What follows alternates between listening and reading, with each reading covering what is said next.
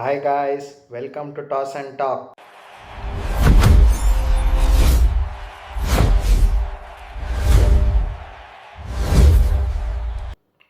India versus West Indies pre match ಅನಾಲಿಸಿಸಿಗೆ ಎಲ್ಲರಿಗೂ ಸ್ವಾಗತ. ನಮ್ಮ ಇಂಡಿಯನ್ ಪಾಯಿಂಟ್ ಆಫ್ ವ್ಯೂಯಿಂದ ತುಂಬ ಇಂಪಾರ್ಟೆಂಟ್ ಗೇಮ್ ಇದು. ನಾವು ಗೆಲ್ಲೇಬೇಕು ಸೆಮಿಫೈನಲ್ಸಿಗೆ ಹೋಗೋದಕ್ಕೆ. ಇಲ್ಲಾಂದರೆ ಬೈ ಚಾನ್ಸ್ ಅವ್ರು ಗೆದ್ದುಬಿಟ್ರೆ ಅವಾಗ ನಾವು ಡಿಸ್ಕ್ವಾಲಿಫೈಡು, ಅವ್ರು ಸೆಮಿಫೈನಲ್ಸಿಗೆ ಹೋಗ್ತಾರೆ. ಆ್ಯಂಡ್ ಈ ಗೇಮ್ಗೆ ಹೋಗೋಕ್ಕಿಂತ ಮುಂಚೆ ಇನ್ನೊಂದೇನೆಂದರೆ, ನಾವು ಹೈ ಕಾನ್ಫಿಡೆನ್ಸಿಂದ ಈ ಗೇಮ್ ಒಳಗೆ ಬರ್ತಾಯಿದ್ದೀವಿ. ನಾವು ಜಿಂಬಾಬ್ವೆನ ಡಾಮಿನೇಟ್ ಮಾಡಿ ಆ್ಯಂಡ್ ನಮ್ಮ ಬ್ಯಾಟರ್ಸ್ ವಾಪಸ್ ಫಾರ್ಮಿಗೆ ಬಂದಿದ್ದಾರೆ, ಅಭಿಷೇಕ್ ಶರ್ಮಾ, ತಿಲಕ್ ವರ್ಮಾ ಎಲ್ಲ. ಸೊ ಇದು ನಮ್ಮ ಇಂಡಿಯನ್ಸ್ ಕಡೆ ಆದರೆ, ವೆಸ್ಟ್ ಇಂಡೀಸ್ ಕಡೆ ಅಂತ ಬಂದಾಗ ಅವ್ರು ಸೌತ್ ಆಫ್ರಿಕಾದವ್ರ ಕೈ ಡಾಮಿನೇಟ್ ಮಾಡಿಸ್ಕೊಂಡ್ಬಂದಿದ್ದಾರೆ. ಅವ್ರ ಬ್ಯಾಟಿಂಗು ಅಷ್ಟು ಕ್ಲಿಕ್ ಆಗಲಿಲ್ಲ. ಲಾಸ್ಟಲ್ಲಿ ಶೆಪರ್ಡ್ ಹೋಲ್ಡರ್ ಆಡಿರಲಿಲ್ಲ ಅಂದಿದ್ರೆ ಅವರು ಆಲ್ಔಟ್ ಆಗಿಬಿಡೋರು. ಆ್ಯಂಡ್ ಅವ್ರ ಬೌಲಿಂಗ್ ಅಂತ ಬಂದಾಗಲೂ ಅಷ್ಟೇ, ಸೌತ್ ಆಫ್ರಿಕಾದವರು ಒಂದು 4-5 ಓವರ್ ಇರುವಾಗಲೇ 170+ ಟಾರ್ಗೆಟ್ ಚೇಸ್ ಮಾಡಿದ್ರು. ಸೊ ವೆಸ್ಟ್ ಇಂಡೀಸ್ ಅವ್ರು ಸ್ವಲ್ಪ ಲೋ ಕಾನ್ಫಿಡೆನ್ಸಿಂದನೇ ಬಂದಿರ್ತಾರೆ. ಸೊ ಇವಾಗ ಈ ಮ್ಯಾಚ್ ಬಗ್ಗೆ ಎಲ್ಲ ಡಿಸ್ಕಸ್ ಮಾಡೋಣ. ಈ ಮ್ಯಾಚ್ ನಡೀತಿರೋ ವೆನ್ಯೂ ಬಂದುಬಿಟ್ಟು ಈಡನ್ ಗಾರ್ಡನ್ಸಲ್ಲಿ ಸಾಯಂಕಾಲ 7 o'clock ಗೇಮ್ ಸ್ಟಾರ್ಟ್ ಆಗ್ತಾಯಿದೆ. ಈ ಸ್ಟೇಡಿಯಂ ಹಳೆ ಸ್ಟಾಟ್ಸ್ ಬಗ್ಗೆ ಸ್ವಲ್ಪ ಮಾತಾಡೋಣ. IPL 2025 ಅಂತ ತೊಗೊಂಡಾಗ ಓವರಾಲು 7 ಗೇಮ್ ನಡೆದಿದೆ. ಅದರಲ್ಲಿ 4 ಫಸ್ಟ್ ಬ್ಯಾಟಿಂಗ್ ಆಡಿರೋರು ಗೆದ್ದಿದ್ದಾರೆ ಆ್ಯಂಡ್ ಬರೀ 2 ಚೇಸ್ ಮಾಡಿರೋರು ಗೆದ್ದಿದ್ದಾರೆ. 1 ನೋ ರಿಸಲ್ಟ್ ಆಗಿದೆ. ಅದು 204 ಯಾವುದೋ ಟೀಮ್ ಬಂದು ಹೊಡೀತು, ಬಟ್ ಗೇಮ್ ಅಬಂಡೆಂಟ್ ಆಗೋಯಿತು. ಸೊ ಆವಾಗ ಇದ್ರ ಫಸ್ಟ್ ಇನ್ನಿಂಗ್ಸ್ ಆವರೇಜ್ ಸ್ಕೋರ್ ಬಂದುಬಿಟ್ಟು 201 ಆಗಿತ್ತು. ಸೆಕೆಂಡ್ ಇನ್ನಿಂಗ್ಸ್ ಆವರೇಜ್ ಸ್ಕೋರ್ ಅಂತ ಬಂದಾಗ 191 ಆಗಿತ್ತು. ಸೊ ಸ್ವಲ್ಪ ಹಳೆ ಸ್ಟಾಟ್ಸ್ನ ಪಕ್ಕಕ್ಕಿಟ್ಟು ಈ ವರ್ಷ ಅಂತ ನೋಡೋಂಗಿದ್ರೆ, ಈ ವರ್ಲ್ಡ್ ಕಪ್ಪಲ್ಲಿ ಓವರಾಲು 5 ಗೇಮ್ ನಡೆದಿದೆ. ಅದರಲ್ಲಿ 4 ಫಸ್ಟ್ ಬ್ಯಾಟಿಂಗ್ ಆಡಿರೋರು ಗೆದ್ದಿದ್ದಾರೆ ಆ್ಯಂಡ್ ಒಂದೇ ಮಾತ್ರ ಚೇಸ್ ಮಾಡಿರೋರು ಗೆದ್ದಿರೋದು. ಸೊ ಇದ್ರ ಆ್ಯಾವರೇಜ್ ಸ್ಕೋರ್ ಅಂತ ತೊಗೊಂಡಾಗ 185 and second innings average score ಅಂತ ತೊಗೊಂಡಾಗ 152. ಸೊ ಇದಿಷ್ಟಾಗಿರುತ್ತೆ ಆ್ಯಾವ್ರೇಜ್ ಸ್ಕೋರ್ಸು.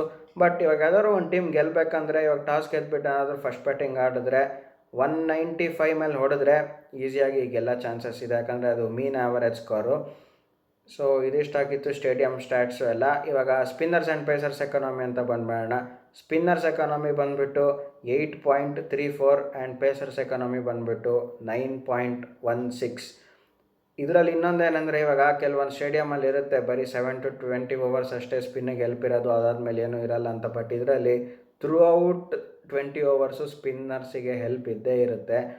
ಸೊ ಯಾವ್ದಾದ್ರು ಒಂದು ಪರ್ಟಿಕ್ಯುಲರ್ ಟೀಮು ಪವರ್ ಪ್ಲೇನಲ್ಲೇ ಸ್ಪಿನ್ನ ತೊಗೊಬಂದರೆ ಅದೇನು ಆಶ್ಚರ್ಯ ಪಡೋಂಥದ್ದಿಲ್ಲ, ಯಾಕಂದರೆ 20 ಓವರ್ಸುವೆ ಸ್ಪಿನ್ನಿಗೆ ಹೆಲ್ಪ್ ಆಗಿರುತ್ತೆ. ಸೊ ಸ್ಪಿನ್ನರ್ಸು, ಪೇಸರ್ಸ್ ಎಕಾನಮಿ ಎಲ್ಲ ಇಷ್ಟ ಆಯಿತು. ಇವಾಗ ನೆಕ್ಸ್ಟು ಈ 3 ಫೇಸಸ್ ಆಫ್ ಗೇಮ್ ಪ್ಲೇ ಬಗ್ಗೆ ಮಾತಾಡೋಣ. ಇವಾಗ ಯಾವ್ದಾದ್ರು ಒಂದು ಪರ್ಟಿಕ್ಯುಲರ್ ಟೀಮು ವಿನ್ ಆಗಬೇಕಂದ್ರೆ ಯಾವ ಥರ ಯುಟಿಲೈಸ್ ಮಾಡ್ಕೊಬೇಕಂತ. ಇಲ್ಲಿ ಪವರ್ ಪ್ಲೇನಲ್ಲಿ ಸ್ಟಾರ್ಟ್ ತುಂಬ ಇಂಪಾರ್ಟೆಂಟು ಆ್ಯಂಡ್ ಸ್ಟಾರ್ಟ್ ಸಿಕ್ಬಿಡುತ್ತೆ, ಯಾಕಂದರೆ ಕೆಲವೊಂದು ಕಡೆ ಬೌಂಡ್ರೀಸ್ ಎಲ್ಲ ಇದು ಸ್ವಲ್ಪ ಚಿಕ್ಕದಿರೋದ್ರಿಂದ. 160 for 2 ಬಂದರೆ, 1-2 ವಿಕೆಟ್ ಹೋದರೂ ಪರವಾಗಿಲ್ಲ. ಒಂದು ಅಗ್ರೆಸಿವ್ ಇಂಟ್ರೆಂಟಿಂದ ಸ್ಟಾರ್ಟ್ ಮಾಡಿದ್ರೆ 160 for 2 is a good score. ಇವಾಗ ನಾನು ಬೇರೆ ಸ್ಟೇಡಿಯಮಲ್ಲಿ ಹೇಳಿರ್ತೀನಿ ಒಂದು 55 ಇದ್ರೆ ಸಾಕು, ಇಲ್ಲ ಇನ್ನೊಂದು ಕೆಲವೊಂದರಲ್ಲಿ 45 ಇದ್ರೆ ಸಾಕು ಅಂತ. ನಂದು ಪ್ರಿವ್ಯೂ ವೀಡಿಯೋಸ್ ನೋಡಿರೋರು ಗೊತ್ತಿರುತ್ತೆ. ಬಟ್ ಇಲ್ಲಿ 60 for 2 ಮಸ್ಟ್ ಸ್ಕೋರ್ ಮಾಡಲೇಬೇಕು. ಆ್ಯಂಡ್ 15 ಓವರ್ಸ್ ಅಷ್ಟೊತ್ತಿಗೆ 137 for 4 or 137 for 3 ಇದ್ದರೆ ಇದೊಂಥರ ಒಳ್ಳೆ ಸ್ಕೋರು. ಆ್ಯಂಡ್ ಇನ್ನು ಲಾಸ್ಟು 5 ಓವರು ಒಂದು 50-55 ರನ್ ಬಂದುಬಿಡುತ್ತೆ.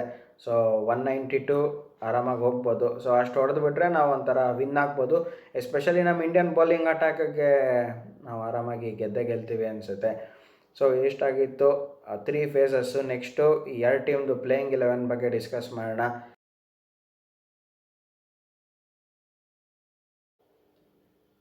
ಎರಡು 11 ನೋಡ್ಕೊಂಬಂದಿರ್ತೀರ ಅನಿಸುತ್ತೆ. ಸೊ ನಿಮಗೇನು ಅನಿಸುತ್ತೆ ಅದನ್ನು ಕಮೆಂಟ್ಸಲ್ಲಿ ತಿಳಿಸಿ. ಲೈಕ್ ನಿಮ್ಗೇನಾದರೂ ಬೇರೆ ಥರ ಚೇಂಜ್ ಮಾಡಿದ್ರೆ ಅಥವಾ ಬೇರೆ ಥರ ಕಾಂಬಿನೇಷನ್ ಹಾಕಿದ್ರೆ, ವೆಸ್ಟ್ ಇಂಡೀಸಿಗೆ ಆಗಿರ್ಬೋದು, ಇಂಡಿಯಾ ಆಗಿರ್ಬೋದು, ಇನ್ನೂ ಟೀಮು ಇನ್ನೂ ಸ್ಟ್ರಾಂಗ್ ಆಗುತ್ತೆ, ಚೆನ್ನಾಗಿರುತ್ತೆ. ಸೊ ನಿಮ್ಗೆ ಆ ಥರ ಏನಾದರೂ ಅನಿಸಿದ್ರೆ ನೀವು ಕಮೆಂಟ್ ಸೆಕ್ಷನಲ್ಲಿ ಹಾಕಿ. ಇವಾಗ ನಾವು ಡಿಸ್ಕಸ್ ಮಾಡೋಣ. ಫಸ್ಟು ಇಂಡಿಯನ್ 11 ಬಗ್ಗೆ ಮಾತಾಡೋಣ. ಮೇ ಬಿ ಏನೂ ಚೇಂಜಸ್ ಮಾಡೋಕ್ಕೋಗೋದಿಲ್ಲ. ಇದು ವಿನ್ನಿಂಗ್ ಕಾಂಬಿನೇಷನಿಂದ ಬಂದಿದೆ ಆ್ಯಂಡ್ ಇದೊಂಥರ ಸೆಟ್ ಟೀಮು. ಇದರಲ್ಲೂ ಗಂಭೀರ್ ಏನಾದರೂ ಚೇಂಜ್ ಮಾಡ್ತೀನಂತ ಹೋದರೆ ಈ ಟೀಮ್ ಮೇಲೂ ಕೈ ಇಟ್ಟರೆ ಸೌತ್ ಆಫ್ರಿಕಾ ಮೇಲೆ ಏನಾಯಿತು ಸೇಮ್ ನಮಗಿಲ್ಲ, ಅದೇ ಆಗೋ ಚಾನ್ಸಸ್ ಇರುತ್ತೆ. ಸೊ ಏನು ಚೇಂಜ್ ಮಾಡೋಕ್ಕೋಗಲ್ಲ. ಆ್ಯಂಡ್ ತಿಲಕ್ ವರ್ಮಾ, ಹಾರ್ದಿಕ್ ಪಾಂಡ್ಯ ಅಂತ ಬಂದಾಗ ಸ್ವಲ್ಪ ಆರ್ಡರಲ್ಲಿ ಶಫಲ್ ಮಾಡ್ಬೋದು ನನ್ನ ಪ್ರಕಾರ. ಇವಾಗ ಏನಾದರೂ ಅರ್ಲಿ ಆನ್ ವಿಕೆಟ್ಸ್ ಬಿತ್ತು ಅಂದರೆ ಅವಾಗ ತಿಲಕ್ ವರ್ಮನ ಕಳಿಸ್ತಾರೆ. ಇಲ್ಲ ಗೇಮ್ ತುಂಬ ಸೆಟ್ಲಾಗಿತ್ತು ಅಂದರೆ ಹಾರ್ದಿಕ್ ಪಾಂಡ್ಯನ ಕಳಿಸ್ಬಿಟ್ಟು ಒಂಥರ ಡಾಮಿನೇಟ್ ಮಾಡೋ ಥರ ಮಾಡ್ತಾರೆ. ಸೊ ಇವೆರಡು ಶಫಲ್ ಆಗ್ಬೋದು, ಅಷ್ಟು ಬಿಟ್ಟರೆ ತುಂಬ ಏನು ಶಫಲ್ ಮಾಡೋದಕ್ಕೆ ಹೋಗೋದಿಲ್ಲ. ಇಂಡಿಯನ್ 11 ಬಗ್ಗೆ ಇಷ್ಟ ಆಗಿತ್ತು. ವೆಸ್ಟ್ ಇಂಡೀಸ್ 11 ಅಂತ ಬಂದಾಗ ನನ್ನ ಪ್ರಕಾರ ಸೇಮ್ ಅದೇ 11.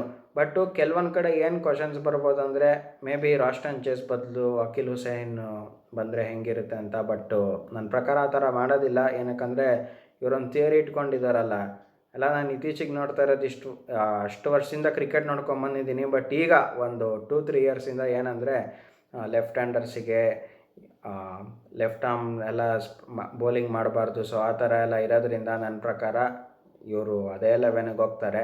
ಇವರೇನು ಅಕಿಲ್ ಹುಸೇನ್ ತರೋದೆಲ್ಲ ಡೌಟು ಅಲ್ಲ. ಅಕಿಲ್ ಹುಸೇನ್ ಡ್ರಾಪ್ ಆದರು, ಬಟ್ ಅದ್ರ ಲಾಸ್ಟ್ ಗೇಮ್ ಏನು ಮಾಡಿದರು ಅಂದರೆ ಸೌತ್ ಆಫ್ರಿಕಾಗಿಂತ ಮುಂಚೆ 4 ವಿಕೆಟ್ ತೆಕ್ಕೊಟ್ಟಿದ್ರು. ಬಟ್ ಅವರೇ ಡ್ರಾಪ್ ಆಗೋದ್ರು. ಅದು ಏನು ಥಿಯರಿ ಅಂತ ನಂಗೆ ಅದೇನು ಅಷ್ಟು ನಾನು ಅದ್ರ ಮೇಲೆ ಅಷ್ಟೆಲ್ಲ ಸ್ಯಾಟಿಸ್ಫೈ ಇಲ್ಲ. ಆ್ಯಂಡ್ ಅದ್ರ ಮೇಲೆ ನಂಗೆ ನಂಬಿಕೆನೂ ಇಲ್ಲ. ಒಬ್ಬ ಪ್ಲೇಯರು ನಾನು ಇಷ್ಟು ವರ್ಷದಿಂದ ನೋಡ್ಕೊಂಬಂದಿರೋದ್ರಿಂದ ಒಬ್ಬ ಚೆನ್ನಾಗಿ ಪರ್ಫಾರ್ಮ್ ಮಾಡ್ತಾನೆ ಅಂದರೆ ಅವನಿಗೆ 100% ಒಳ್ಳೆ ಬಾಲಿಗೆ ವಿಕೆಟ್ಸ್ ಇದ್ದೇ ಇದೆ.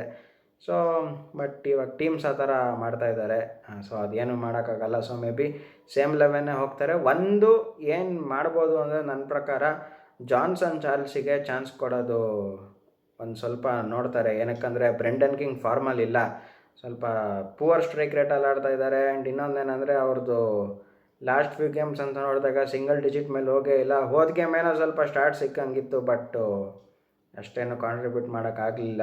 ಸೊ ಇದು ಮೇ ಬಿ ಜಾನ್ಸನ್ ಚಾರ್ಲ್ಸ್ನ ತರ್ಬೋದು. ಬಟ್ ಅಷ್ಟು ಬಿಟ್ಟರೆ ಇದಿಷ್ಟಾಗಿತ್ತು ವೆಸ್ಟ್ ಇಂಡೀಸ್ 11. ಸೊ ಇವಾಗ next win factors and game ಚೇಂಜರ್ಸ್ಗೆ ಹೊರಟೋಗೋಣ. ವಿನ್ ಫ್ಯಾಕ್ಟರ್ ಅಂತ ಬಂದಾಗ ನನ್ನ ಪ್ರಕಾರ ಇಂಡಿಯಾದವರಿಗೆ 70% ಹೆಚ್ಚು ಕೊಡ್ತೀನಿ. ಆ್ಯಂಡ್ ವೆಸ್ಟ್ ಇಂಡೀಸಿಗೆ ಬರೀ 30% ಕೊಡ್ತೀನಿ. ರೀಸನ್ ಇಷ್ಟೇ, ಎಲ್ಲದನ್ನೂ ಕಂಪೇರ್ ಮಾಡೋಕ್ಕೆ ನೋಡಿದಾಗ ಬೌಲಿಂಗ್ ಅಂತ ತೊಗೊಳ್ಳೋಣ. ಫಸ್ಟು ನಮ್ಮಲ್ಲಿ ಹರ್ಷದೀಪ್ ಇರ್ಬೋದು, ಬುಮ್ರಾ ಇರ್ಬೋದು, ಎಲ್ಲ ತುಂಬ ಚೆನ್ನಾಗಿ ಮಾಡ್ತಾರೆ. ಆ್ಯಂಡ್ ವೆಸ್ಟ್ ಇಂಡೀಸ್ ಬೌಲಿಂಗ್ ಅಂತ ಬಂದಾಗ ರಾಸ್ಟನ್ ಚೇಸು ಫಾರ್ಮಲ್ಲಿಲ್ಲ, ಮ್ಯಾಥ್ಯೂ ಫೋರ್ಡು ಸ್ವಲ್ಪ ಚೆನ್ನಾಗಿ ಮಾಡ್ತಾಯಿದ್ರು. ಬಟ್ ಲಾಸ್ಟ್ ಗೇಮ್ ಸೌತ್ ಆಫ್ರಿಕಾದವ್ರು ಹೊಡೆದಿರೋದ್ರಿಂದ ಅವ್ರ ಕಾನ್ಫಿಡೆನ್ಸ್ ಏನಾಗಿರುತ್ತೆ ಅದು ಗೊತ್ತಿಲ್ಲ. ಆ್ಯಂಡ್ ಸಮರ್ ಜೋಸೆಫ್ ಅಂತ ಬಂದಾಗ ಅವರು ಸ್ವಲ್ಪ ಮಾಡ್ತಾರೆ, ಬಟ್ ಲೇಟ್ ಇನ್ನಿಂಗ್ಸಲ್ಲಿ ಬರ್ತಾರೆ. ಆ್ಯಂಡ್ ಡೆತ್ತಲ್ಲಿ ಅಂತ ಬಂದಾಗ ಸ್ವಲ್ಪ ಯಾರ್ಕರ್ಸ್ ಆಗೋಕ್ಕೆ ಟ್ರೈ ಮಾಡ್ತಾರೆ. ಬಟ್ ಅದು ಕೆಲವೊಂದು ಸತಿ ಲ್ಯಾಂಡ್ ಆಗಿಲ್ಲ ಅಂದರೆ ಅದೊಂಥರ ಕಷ್ಟ ಆಗುತ್ತೆ. ನೆಕ್ಸ್ಟ್ ಇವಾಗ ಬ್ಯಾಟಿಂಗ್ ಅಂತ ತೊಗೊಂಡ್ರೆ ನಮ್ಮವರು ಎಲ್ಲರೂ ವಾಪಸ್ ಫಾರ್ಮಿಗೆ ಬಂದಿದ್ದಾರೆ. ಬಟ್ ನಮ್ಮಲ್ಲಿ ಹೆಂಗಂದರೆ ಎಲ್ಲರೂ ಯಾರು ಮಿಸ್ ಟೈಮ್ ಮಾಡಿ ಅದೆಲ್ಲ ಆಡೋದು ತುಂಬ ಕಮ್ಮಿ. ಏನಕ್ಕೆ ಇದನ್ನು ಹೇಳ್ತಾ ಇದ್ದೀನಿ ಅಂದರೆ ಇವಾಗ ಲಾಸ್ಟ್ ಗೇಮು ವೆಸ್ಟ್ ಇಂಡೀಸದ್ದು ನೋಡಿದ್ರೆ 2 ಬಾಲ್ 6 ಬಂದಿರುತ್ತೆ, ಅಥವಾ 2 ಬಾಲ್ ಒಂದು ಬೌಂಡ್ರಿ ಬಂದಿರುತ್ತೆ. ನೆಕ್ಸ್ಟ್ ಬಾಲೇ ಹೊಡೆಯೋಕೆ ಹೋಗ್ಬಿಟ್ಟು ಫೀಲ್ಡ್ರ್ ಕ್ಯಾಚ್ ಕೊಟ್ಬಿಟ್ಟು ಔಟ್ ಆಗ್ತಾಯಿದ್ದಾರೆ. ಅದು ಏನಂತಲೇ ಗೊತ್ತಿಲ್ಲ. 7ನೇ ಓವರು 8ನೇ ಓವರ್ ಕಂಟಿನ್ಯೂಸ್ ಆಗಿ ವಿಕೆಟ್ಸ್ ಬೀಳ್ತಾನೇ ಇತ್ತು. ಅಲ್ಲಿ ಶೆಪರ್ಡು ಮತ್ತು ಹೋಲ್ಡರ್ ಆಡಿರಲಿಲ್ಲ ಅಂದರೂ ಆಲ್ ಔಟ್ ಆಗಿಬಿಡೋದು. ಸೊ ಆ ಥರ ಎಲ್ಲ ಕಂಪೇರ್ ಮಾಡಿ ನೋಡಿದ್ರೆ ನನ್ನ ಪ್ರಕಾರ 70% ಇಂಡಿಯಾ ಗೆಲ್ತಾರೆ. ಆ್ಯಂಡ್ 30% ವೆಸ್ಟ್ ಇಂಡೀಸಿಗೆ ಚಾನ್ಸ್ ಇದೆ. ಸೊ ಇದಿಷ್ಟಾಗಿತ್ತು ಎಡ್ಜು, ವಿನ್ ಫ್ಯಾಕ್ಟರ್ ಎಲ್ಲ. ಸೊ ನೆಕ್ಸ್ಟ್ ಇವಾಗ ಗೇಮ್ ಚೇಂಜರ್ಸ್ ಬಗ್ಗೆ ಮಾತಾಡೋಂಗಿದ್ರೆ ನನ್ನ ಪ್ರಕಾರ ಇಂಡಿಯಾಯಿಂದ ಸಂಜು ಸ್ಯಾಮ್ಸನ್ನು ಚೆನ್ನಾಗಿ ಆಡ್ತಾರೆ ಅನಿಸುತ್ತೆ. ಲಾಸ್ಟ್ ಗೇಮೇ ಸ್ಟಾರ್ಟ್ ಸಿಕ್ಕಿತ್ತು, ಬಟ್ಟು ಇಲ್ಲಿ ಏನಾದರೂ ಆ ಸ್ಟಾರ್ಟ್ನ ಮತ್ತೆ ಕ್ಯಾಪಿಟಲೈಸ್ ಮಾಡಿಕೊಂಡು ಒಂದು 70-80 ರನ್ಸ್ ಏನಾದರೂ ಹೊಡೆದ್ರೆ ಸೊ ಅವ್ರ ಫ್ಯಾನ್ಸಿಗೂ ತುಂಬ ಖುಷಿ ಆಗುತ್ತೆ. ಆ್ಯಂಡ್ ವೆಸ್ಟ್ ಇಂಡೀಸ್ ಅಂತ ಬಂದಾಗ ನನ್ನ ಪ್ರಕಾರ ಶಾಯ್ ಹೋಪು ನಿಧಾನಕ್ಕೆ ಫಾರ್ಮಿಗೆ ಬರ್ತಾಯಿದ್ದಾರೆ.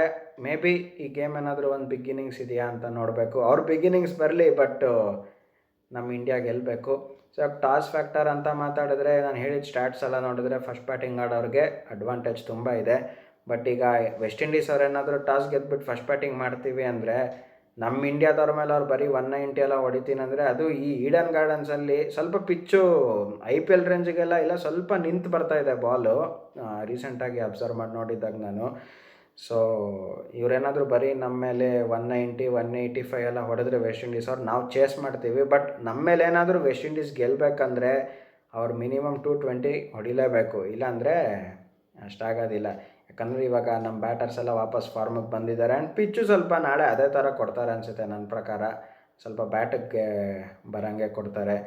ಬೈ ಚಾನ್ಸ್ ಇವಾಗ ಇಂಡಿಯಾದವ್ರೇನಾದರೂ ಫಸ್ಟ್ ಬ್ಯಾಟಿಂಗ್ ಆಡಿದ್ರೆ ನಮ್ಮವರು ಆಫ್ಟರ್ ಆಲ್ 190 to 200 ಹೊಡೆದ್ರೂ ಸಾಕು, ನಾವು ಆರಾಮಾಗಿ ಡಿಫೆಂಡ್ ಮಾಡ್ಕೋತೀವಿ. ಯಾಕಂದರೆ ನಮ್ಮ ಹತ್ರ ಆ ಥರ ಕ್ವಾಲಿಟಿ ಬೌಲಿಂಗ್ ಇದೆ.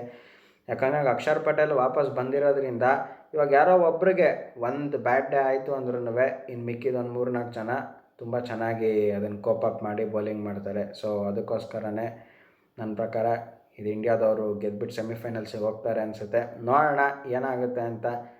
ಹೋಪ್ ನಮ್ಮ ಲೆವೆನಲ್ಲಂತೂ ಏನು ಚೇಂಜಸ್ ಆಗಬಾರ್ದು, ಇದೇ ಕಾಂಬಿನೇಷನ್ ಇರಲಿ. ಸೊ ಇದಿಷ್ಟಾಗಿತ್ತು India versus West Indies pre match ಅನಾಲಿಸಿಸ್ಸು. ಸೊ ವಿಡಿಯೋ ಅವ್ರಿಗಾದರೂ ಇಷ್ಟ ಆಗಿದ್ದರೆ ಲೈಕ್ ಮಾಡಿ, ಶೇರ್ ಮಾಡಿ, ಸಬ್ಸ್ಕ್ರೈಬ್ ಮಾಡಿ ಆ್ಯಂಡ್ ಪಕ್ಕದಲ್ಲಿರೋ ಬೆಲ್ ನೋಟಿಫಿಕೇಷನ್ನ ಕ್ಲಿಕ್. ಕ್ರಿಕೆಟ್ ರಿಲೇಟೆಡ್ ಏನೇ ಅಪ್ಡೇಟ್ಸ್ ಇದ್ರೂ ನಿಮಗೆ ಫಸ್ಟ್ ಬರುತ್ತೆ. ಆ್ಯಂಡ್ ನಿನ್ನೆ ಶ್ರೀಲಂಕಾ ವರ್ಸಸ್ ಪಾಕಿಸ್ತಾನದು ಪೋಸ್ಟ್ ಮ್ಯಾಚ್ ಅನಾಲಿಸಿಸ್ ಮಾಡಿದೆ. ಅದರಲ್ಲಿ ಪಾಕಿಸ್ತಾನ ಡಿಸ್ಕ್ವಾಲಿಫೈ ಆಗೋದ್ರು, ಅವ್ರು ಗೆದ್ದರು. ಬಟ್ ಆದರೂ ಕೆಲವೊಂದು ಕ್ರೈಟೇರಿಯಾಸ್ನ ಕಂಪ್ಲೀಟ್ ಮಾಡೋಕ್ಕಾಗದೇ ಇರೋದ್ರಿಂದ ಅವ್ರು ಡಿಸ್ಕ್ವಾಲಿಫೈ ಆಗೋದ್ರು. ಆ್ಯಂಡ್ ನ್ಯೂಜಿಲೆಂಡ್ ಅವರು ಸೆಮಿಫೈನಲ್ಸಿಗೆ ಕ್ವಾಲಿಫೈ ಆಗಿದ್ದಾರೆ. ಸೊ ಶ್ರೀಲಂಕಾ ವರ್ಸಸ್ ಪಾಕಿಸ್ತಾನದು post match analysis video link ಬಂದುಬಿಟ್ಟು ನನ್ನ ಡಿಸ್ಕ್ರಿಪ್ಷನಲ್ಲಿದೆ. ಸೊ ಆ ವಿಡಿಯೋನ ಇನ್ನೂ ಯಾರಾದರೂ ನೋಡಿಲ್ಲ ಅಂದರೆ ಹೋಗ್ಬಿಟ್ಟು ಆ ವಿಡಿಯೋನ ನೋಡ್ಕೊಂಬನ್ನಿ. ಸಿಗೋಣ ಮುಂದಿನ ವಿಡಿಯೋದಲ್ಲಿ. Thank you.